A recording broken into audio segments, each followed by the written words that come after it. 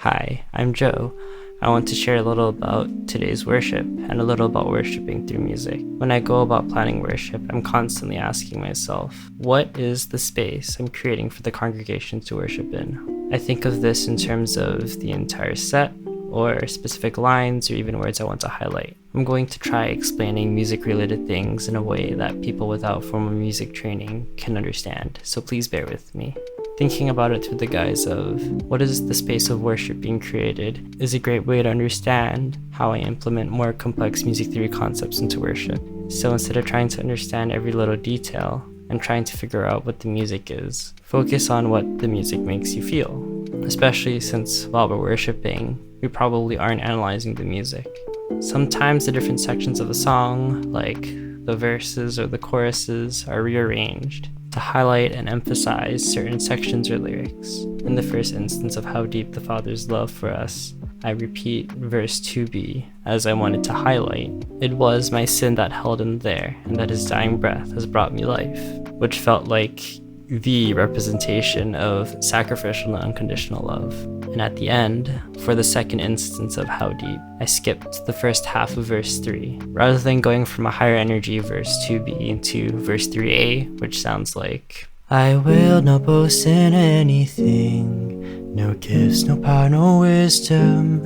Instead, I opted to go straight into verse 3b, which sounds like, why should I gain from his reward? I cannot give an answer.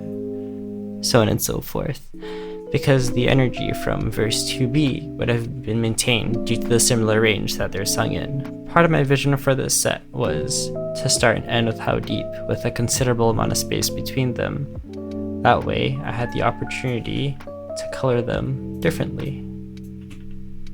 By coloring, I mean changing the musical elements of how deep, aside from lyrics and the melody. This can be things like the chords we're using, or the instruments that we're using, or the way we're playing the instruments.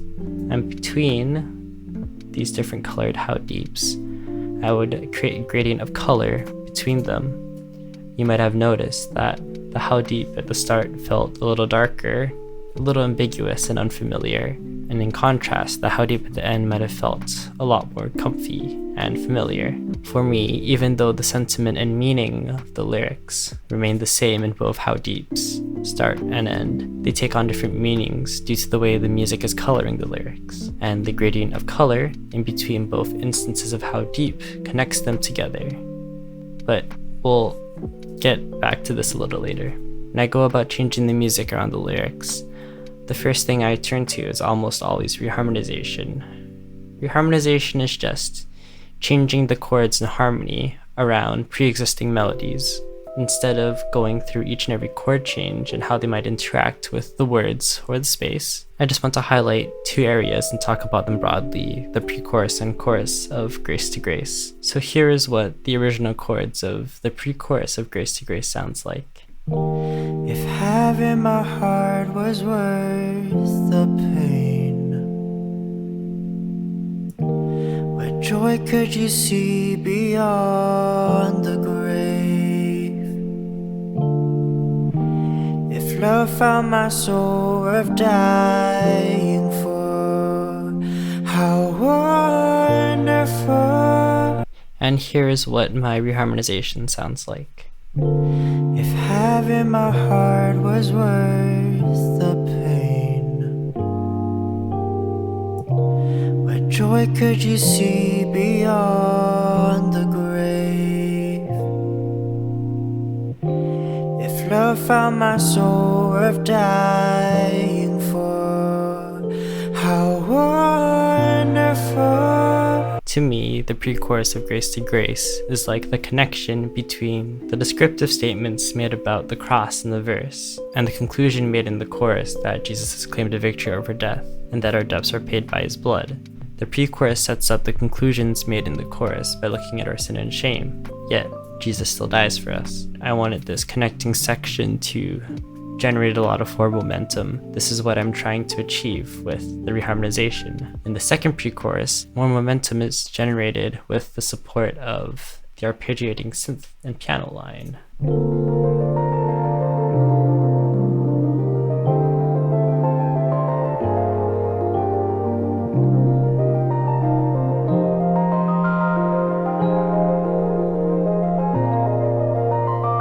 so that when we reach the chorus, my Savior's scar is victorious. It would have a little more impact compared to how it might have if I left it unchanged. Where is my sin? Where is my shame? If love paid it all to have my heart, how wonderful. Here's the chorus of Grace to Grace with the original chords. How wonderful, how glorious, my Savior's scars, victorious, my chains are gone, my debt is paid, from death to life, and grace to grace. And here is the chorus with my reharmonization. How wonderful, how glorious, my Savior's scars, victorious, my chains are gone, my debt is paid, from death to life, and grace to grace. I wanted the chorus to have a large, expansive, epic, yet atmospheric and open feel that might not be entirely possible with the standard 4 chords you often see in worship music. Harmony plays such a huge role when it comes to creating different spaces, and in this case, instrumentation is another thing that plays another huge role. I wanted to create a really huge and epic yet open sound. To me, strings and ambient synths do this really well. These are all my synths that I use in the chorus, but I use some other sounds that you might not expect, such as rain, or noise that isn't playing any particular notes.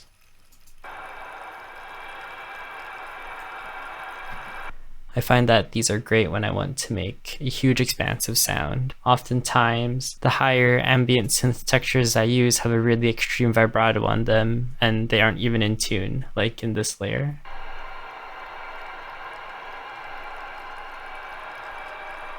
And here are all my synth layers together.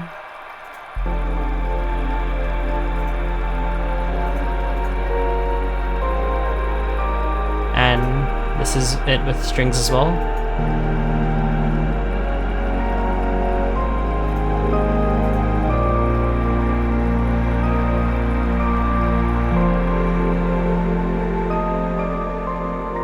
Strings and ambient synths work really well together, and it also acts as a very nice middle ground between the more electronic and produced sounds at the beginning of Grace to Grace to the more recognizable acoustic and organic sounding instruments like the string quintet and the bridge of Grace to Grace, or the entirety of Reckless Love. This is a huge part of what I mean by the gradient between how deep at the start and how deep at the end. As we progress further into the set, we are moving further and further away from darker and more complex harmony and closer to harmony we might often more hear on Sundays, and we're moving further and further away from electronic and produced sounds to more acoustic or organic sounds. And by the end, when we sing How Deep the second time, it takes on a different color. I also wanted to share a little about the time-lapse painting done by Tila Gunn, a member of our teens congregation. In preparation for her painting, she was given the verse I was basing the set off of, Romans 8:38-39, the songs I had chosen for the set, and that she would be painting during Reckless Love. This is what she had to say about what the painting means. It's supposed to be like God giving up Jesus to suffer and die on the cross, as symbolized by the thorns, so he could be with his children forever. I have the hand looking like it's controlling a puppet because sometimes we forget that God has made us and has plans that we might not see. Of course, he doesn't control us like that, but we can always follow the strings back to him. One of the reasons why I wanted to make this behind the scenes video is because we don't really get to walk up to people and converse at the end of service. I would love to hear from the people I'm serving. I also wanted to share so that others could understand and join in on that visceral experience of worship, not only through the words that we're singing, but in the space created by the music as well. I love talking about this stuff.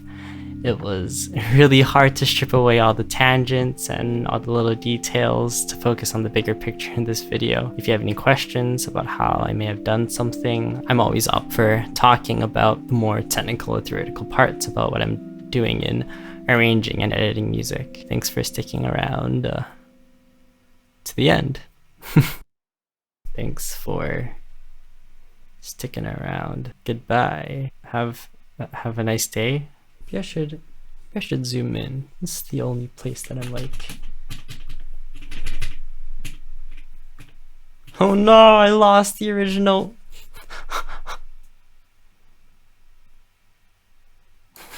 It's over.